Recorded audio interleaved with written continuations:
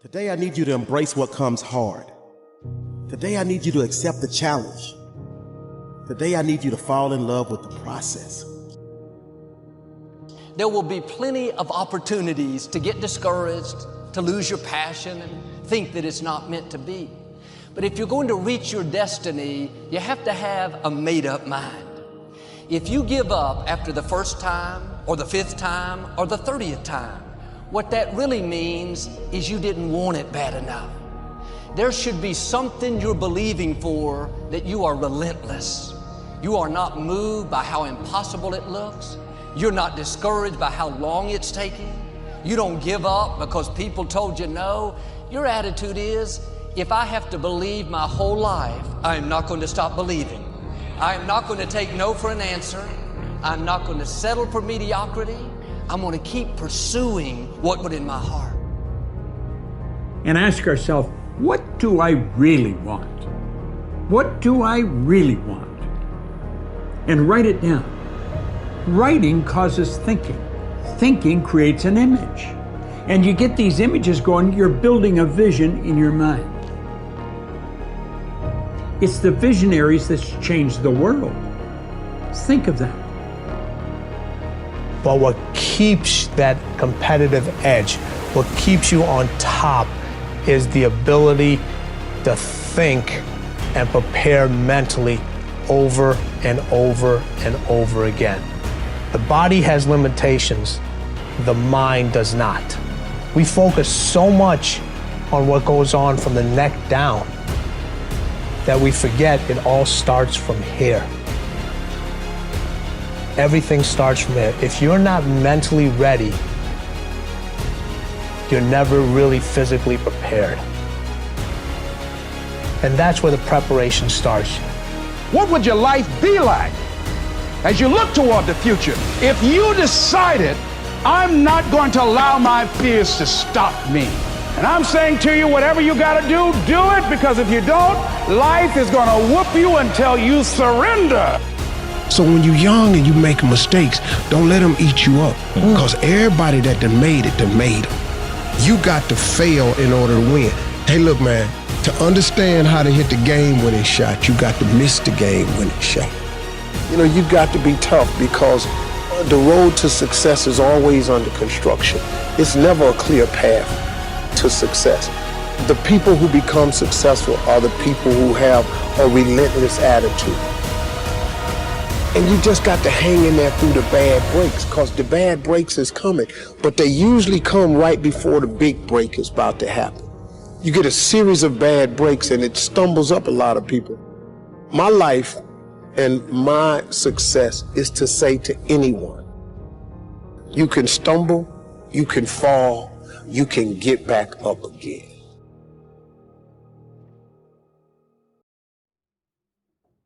No matter what you face,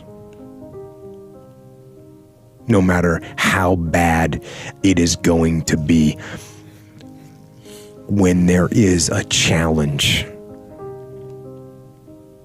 and by a challenge I mean anything in life, any challenge, anything that you're facing, the only way to overcome the challenges that you face is to start walking. Take that step every day, no matter what you are facing. Get up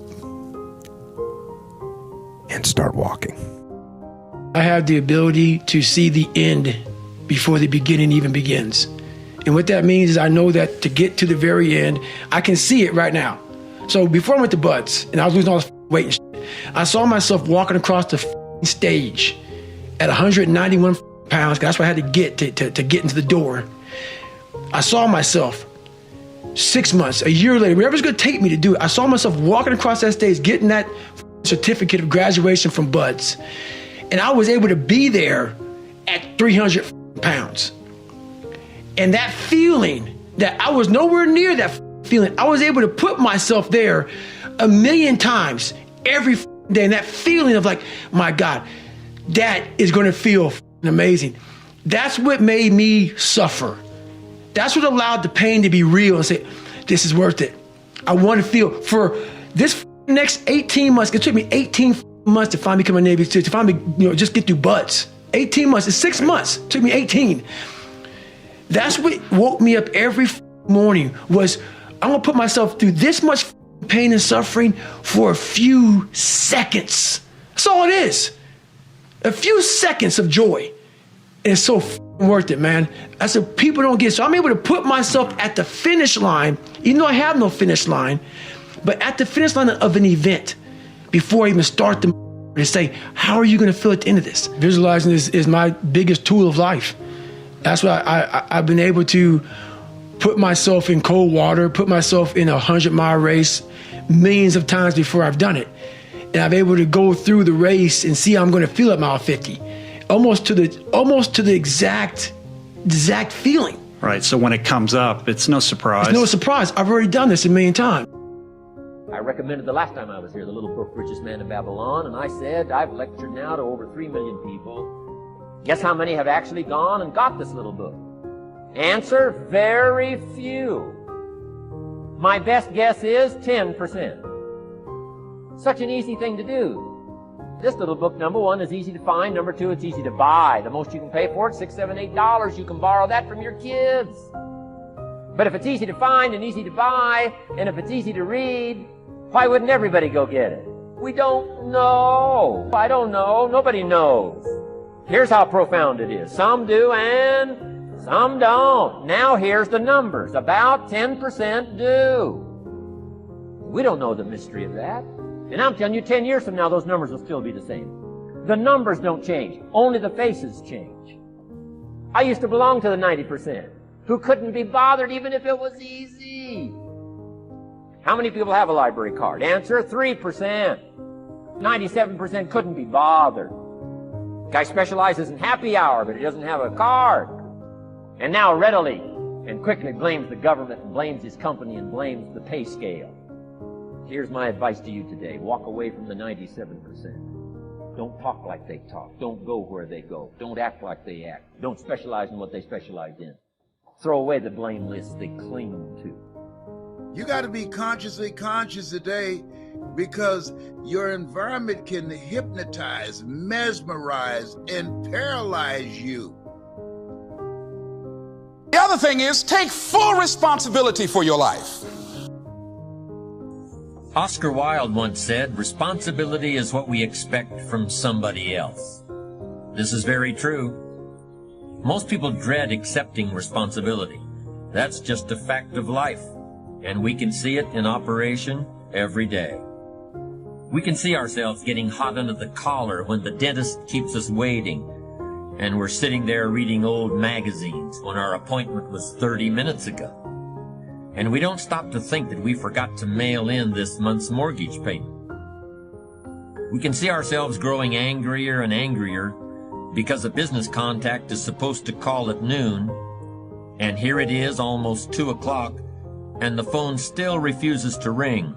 But we don't stop to think about the calls we ourselves have forgotten to return while we've been so busy fuming. We can see ourselves writing an angry letter to the airline because a flight was delayed, but we don't write an angry letter to ourselves when we're late for something, even though that might not be a bad idea at all. Yes, we can see avoidance of responsibility all the time in both our personal and professional lives. And here's something else we can see just as often. We can see that most people aren't as successful as they wish they were. Do you see there's a connection between these two very common phenomena? I certainly do, and by the end of this session, I hope you'll agree with me. I hope you'll understand that it's in your best interests to take responsibility for everything you do. But that's only the beginning. I'm also going to suggest that many times it's even best to accept responsibility for the mistakes of others, especially when you're in a managerial or leadership role. I can hear you saying, what? Accept responsibility for someone else's mess-ups? Why would I want to do something like that? Well, that's a fair enough question, and over the next few minutes I'll try to answer it. One of my weak points in my personal life is I don't like technical stuff. So even though I have to be on Twitter and Instagram and Facebook, I don't care for that. So guess what? I find somebody who loves to do that. You know, I find somebody who has a strength where I will have a weakness, and I partner with them. All you're trying to do is get to the goal. No one gets there by themselves. Everybody needs help. Now, when you know what you got going for you, be confident, not cocky. Managing your strengths, knowing what they are, and don't let nobody talk you out of it. And that gets you fight ready. You get fight ready like that. You got to know you. Helps you develop your skills. All the while, you're developing your strength. You just got to keep developing the strength. Don't let anybody talk you up. At the same time, you must work on improving your weaknesses. So I've had to, in spite of myself, get on Instagram, get on Twitter, get on Facebook. I got to do the videos whether I want to or not because the world is moving to social media. If I had as many followers as Kim Kardashian, I probably wouldn't even have to do this TV show. During the years when professional basketball was just beginning to become really popular, Bill Russell, who played center for the Boston Celtics, was one of the greatest players in the Pro League. He was especially known for his rebounding and his defensive skills.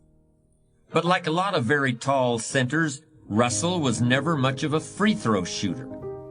His free throw percentage was quite a bit below average, in fact. But this low percentage didn't really give a clear picture of Russell's ability as an athlete. And in one game, he gave a very convincing demonstration of this. It was the final game of a championship series between Boston and the Los Angeles Lakers. With about 12 seconds left to play, the Lakers were behind by 1 point, and Boston had the ball.